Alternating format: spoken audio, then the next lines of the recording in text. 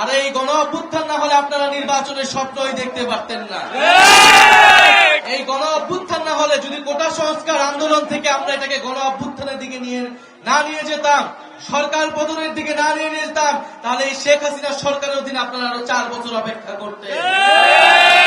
বাংলাদেশের মানুষের ভোটাধিকারের জন্য, গণতন্ত্র প্রতিষ্ঠার জন্য কোটা সংস্কার আন্দোলন থেকে এই আন্দোলনকে আমরা গণ অভ্যুত্থানের দিকে নিয়ে গিয়েছি। ক্ষমতার ভারসাম্য আমরা নিশ্চিত করতে পারি। সেই উচ্চ কক্ষের সংসদে সেই ভোটের অনুপাতের উচ্চ কক্ষে এখনো ঐক্যমত হয়নি, ফলে জুলাই সনদ এখনো আটকে রয়েছে। আমরা বলতে চাই, জুলাই সনদের মাধ্যমে আমরা এই 5ই আগস্টকে সর্বদলীয়ভাবে সেলিব্রেট করতে চাই, উদযাপন করতে চাই। তাই যারা নিজেদের দলীয় স্বার্থে এখনো এই জুলাই সনদে ঐক্যমত হয়নি, তাদের প্রতি আমাদের সাদর আহ্বান থাকবে, জনগণের স্বার্থে, দেশের স্বার্থে আপনারা ঐক্যমত পোষণ করুন। কারণ সংস্কারের জন্যই, পরিবর্তিত বাংলাদেশের জন্যই মানুষ রাজপথে নেমে এসেছিল, মানুষ জীবন দিয়েছিল আমার রিকশাওয়ালা ভাই, জীবন দিয়েছিল আমার গার্মেন্টস এর ভাই, জীবন দিয়েছিল আমাদের পথ শিশুরা, জীবন দিয়েছিল আমাদের বোনেরা। ভিন্ন রাজনৈতিক দলেরা কথা বলতে পারেনি, জামালপুরে ভিন্ন মত পোষণের কোন সুযোগ ছিল না। আমরা চাই জামালপুরে যাতে এই ধরনের পরিস্থিতি আবার কখনো না হয়, কিন্তু আমরা সেরকম আলামত বিভিন্ন জায়গায় দেখছি। বলতে গেলে বাংলাদেশের 64টি জেলায় দেখছি তৃণমূলে একটি একক আধিপত্য তৈরি করার চেষ্টা করা হচ্ছে, যেখানে কোন ধরনের ভিন্ন মত থাকলেই, কোন ধরনের ভিন্ন মত প্রকাশ করলেই রাজপথে তার বিরোধিতা করা হচ্ছে, ভয়ের সংস্কৃতি তৈরি করা হচ্ছে এবং মানুষের উপরে ভিন্ন মত যারা তৈরি করছে তাদের বিরুদ্ধে মানুষকে লেলিয়ে দেওয়া হচ্ছে, সন্ত্রাসীদের লেলিয়ে দেওয়া হচ্ছে। ভাবে বলতে চাই, গণ অভ্যুত্থানের শক্তি এখনো রাজপথে আছে। আমরা গণ অভ্যুত্থানের সময় সম্পূর্ণভাবে সংগঠিত ছিলাম না, আমাদের কোন রাজনৈতিক দল ছিল না, ফলে আমরা অনেক কিছুই করতে পারি নাই।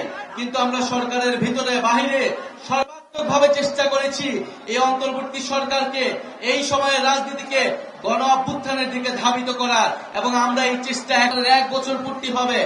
5ই আগস্টের আগে 3রা আগস্ট আমরা ঢাকায় জড়ো হব।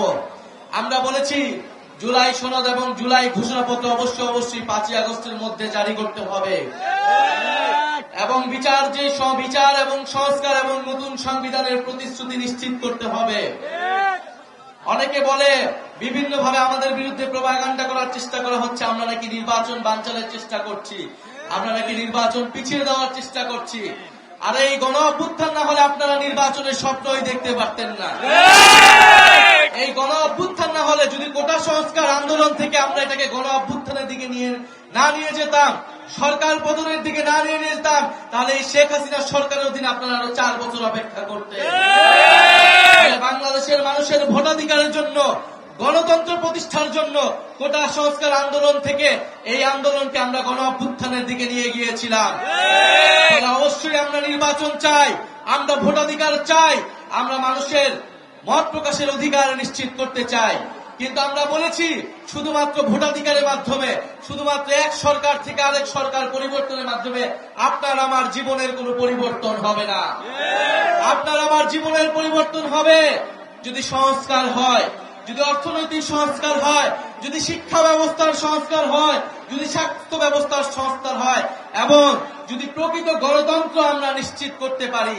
আমরা এমন একটা সংসদ যদি তৈরি করতে পারি যেখানে ক্ষমতার ভারসাম্য থাকবে, যেখানে এক ব্যক্তি, যেখানে শুধুমাত্র কেবল প্রধানমন্ত্রীর কথায় পুরো রাষ্ট্র, পুরো সরকার পরিচালিত হবে না। আমরা সেই সরকার, সেই রাষ্ট্র ব্যবস্থার জন্য, সেই নতুন দেশের জন্য কথা বলে যাচ্ছি। ফলে নির্বাচন আপনাদের থেকে আমরা বেশি চাই। আমরা সংস্কার চাই, বিচার চাই এবং নির্বাচন চাই, এবং সর্বোপরি মানুষের ভাগ্যের পরিবর্তন চাই। আমরা জামালপুরে আজকে এসেছি, জাতীয় নাগরিক পার্টি জামালপুরে শক্তিশালী হবে, জামালপুরের মানুষের পাশে দাঁড়াবে। আপনারা ভয়ের সংস্কৃতিকে উপেক্ষা করে জাতীয় নাগরিক পার্টির পাশে এসে দাঁড়ান। আপনাদেরকে অনেকেই ভয় দেখাবে, আপনাদেরকে অনেকেই রক্তচক্ষু দেখাবে, কিন্তু আপনারা সকল কিছু উপেক্ষা করে গণ অভ্যুত্থানের পথে দেশকে নিয়ে যেতে হলে এই তরুণদের হাতকে শক্তিশালী করুন।